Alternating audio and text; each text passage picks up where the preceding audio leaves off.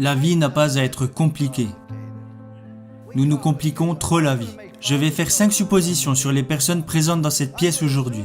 Je suis prêt à parier que vous voulez réussir votre vie professionnelle. Je suis prêt à parier que vous voulez réussir votre vie personnelle. Je suis prêt à parier que vous avez besoin de vous sentir utile. Je suis prêt à parier que vous voulez vous sentir en sécurité pour votre avenir.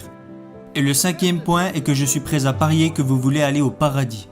Je vais maintenant vous donner un plan simple pour réussir les 5, parce que vous n'avez pas besoin de sacrifier votre vie religieuse ou votre vie personnelle pour réussir professionnellement. Tout est lié et ce n'est pas compliqué. J'ai toujours essayé de ne jamais me compliquer la vie. Vous rendez-vous compte qu'un arc-en-ciel comporte seulement 7 couleurs ? Seulement 7. Regardez ce que Michel-Ange a réussi à faire avec ces 7 couleurs.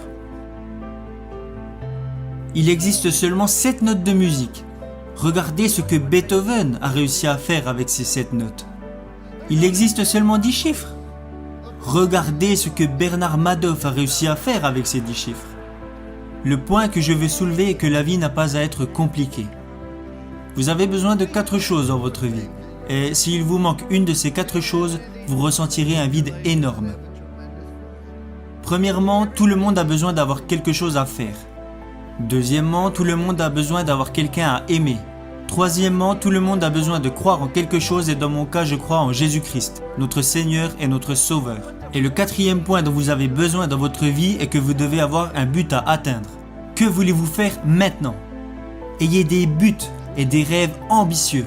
Je crois que c'est absolument essentiel. Ne reproduisez pas les erreurs que j'ai commises. J'ai fait beaucoup de choses stupides dans ma vie, mais laissez-moi vous révéler la bêtise que je regrette le plus.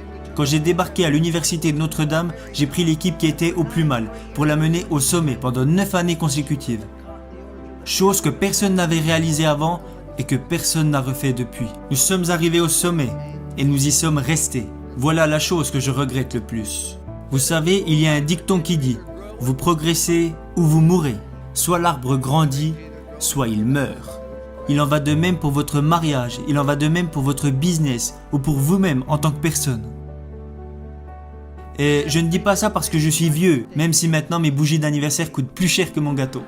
Cela est plutôt en rapport avec les efforts que vous devez faire pour vous améliorer. Nous avons atteint le top et j'ai dit nous y sommes arrivés, restons comme ça, ne prenons plus de risques. Nous avons terminé second du championnat et tout le monde a dit que j'étais un idiot. Alors que le gars qui termine dernier au concours de médecine, lui, il l'appelle docteur. Ça me semble injuste. Quand j'ai quitté Notre-Dame, je n'aurais jamais pensé entraîner à nouveau. Où aurais-je été après Notre-Dame ? Ma mère disait, quand tu quitteras Notre-Dame, tu iras directement au paradis, t'asseoir à côté du pape. Tu n'auras plus l'âge d'entraîner. Alors, je suis parti vivre dans une ville où l'âge moyen ne faisait qu'augmenter. Et là, ce que j'y ai découvert est que je n'étais pas fatigué d'entraîner. Vous devez avoir un but, un rêve à atteindre. Et même si vous avez déjà accompli de grandes choses, qu'en est-il à présent ? Je vais vous dévoiler un plan simple pour réussir les 5 hypothèses que j'ai faites au début de ce discours. Je crois vraiment aux choses que je vais vous dire car elles ont marché pour moi et j'aurais aimé les connaître lorsque j'avais 21 ans. Il n'y a que 3 règles que vous devez suivre. Règle numéro 1, faites ce qui est bien. Faites le bien, évitez le mal et si vous avez un doute, regardez dans la Bible. Je ne crois pas que c'est bien de retrouver le portefeuille d'un coéquipier avant même qu'il l'ait perdu. Ça s'appelle du vol, mon garçon. Je l'ai trouvé, oui, mais il ne l'avait pas encore perdu. Faites ce qui est bien. Il n'y a jamais de bon moment pour faire de mauvaises choses. Et il n'y a jamais de mauvais moment pour faire de bonnes choses. Faites le bien et soyez honnête avec vous-même. Jeunes gens, profitez de la vie. Amusez-vous. Vous allez avoir des problèmes, vous allez rencontrer des difficultés. Ça fait partie de la vie. Ce n'est pas parce que vous êtes diplômé que vous n'aurez pas de problème. Et ne racontez pas vos problèmes à tout le monde. Savez-vous que 90% des personnes n'en ont rien à faire ? Et les 10 autres pourcents sont contents que vous les ayez, alors vous feriez mieux de les garder pour vous. Vous allez avoir des problèmes, alors amusez-vous dans tout ce que vous faites. Et si vous aimez vraiment ce que vous faites, les gens prendront du plaisir à être à vos côtés. À chaque fois que je me réveillais les jours de match, je me disais « Aujourd'hui sera une journée incroyable ». Et je le pensais vraiment, car si vous aimez vraiment ce que vous faites, les gens prendront du plaisir à être à vos côtés.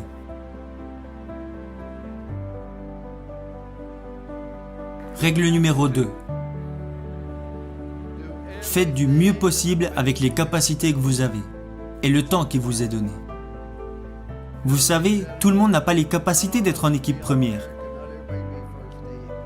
Mais tout le monde se doit de donner le maximum qu'il est capable de donner. Si vous voulez échouer, alors vous avez le droit d'échouer. C'est ça qui est génial dans ce pays. Vous n'avez pas le droit de faire échouer les autres si vous n'exploitez pas au mieux vos capacités. Vous avez mis un enfant au monde. Vous avez un business. Vous avez rejoint une équipe.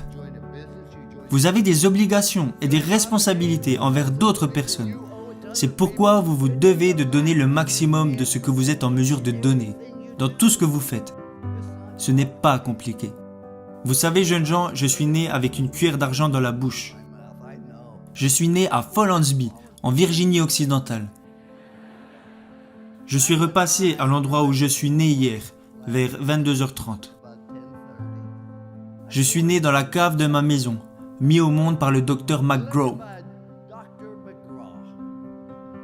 Nous n'avions qu'un lit pour moi, ma sœur et mes parents. Nous avions une demi-baignoire et une petite cuisine. Et nous avons vécu dans cette maison pendant plus de 7 ans. Il n'y avait pas d'aide sociale à l'époque, nous n'avions pas de coupons alimentaires et nous n'avions pas d'argent de côté. Mais j'ai toujours eu assez à manger, parce qu'à chaque fois que je voulais me resservir, mon père me disait « Non, tu en as déjà eu assez ».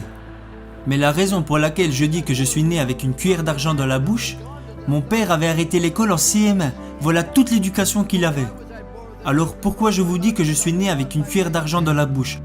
C'est parce que mes parents m'ont appris que la vie est une question de choix, et qu'ils soient bons ou mauvais, ce sont vos choix qui vous définissent. Alors ne blâmez jamais les autres, car si vous recevez une bonne éducation et que vous êtes prêt à travailler dur et à surmonter les problèmes et les difficultés, alors dans ce grand pays, vous pouvez accomplir des choses extraordinaires.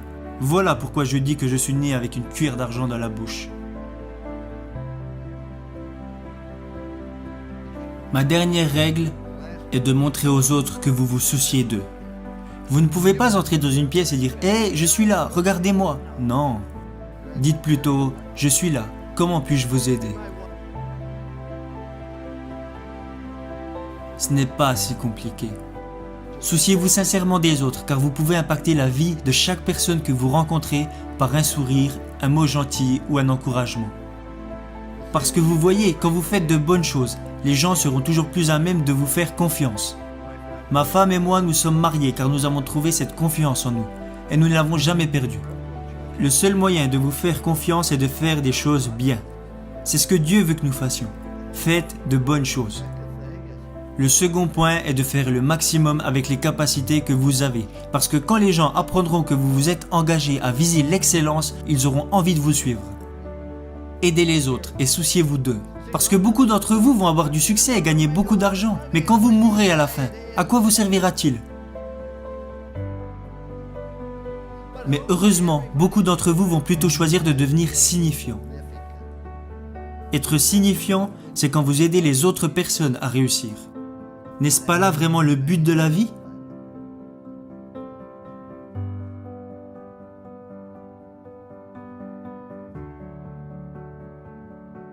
J'aurais aimé connaître ces 3 règles lorsque j'avais 21 ans, et je les utilise maintenant depuis plus de 40 ans. C'est pour cela qu'il y a une statue de moi devant l'école, même si je pense qu'ils l'ont plutôt mise là pour que les pigeons puissent se reposer. Mais si vous la regardez bien, il y a 3 mots inscrits au pied de cette statue. Confiance, engagement, amour.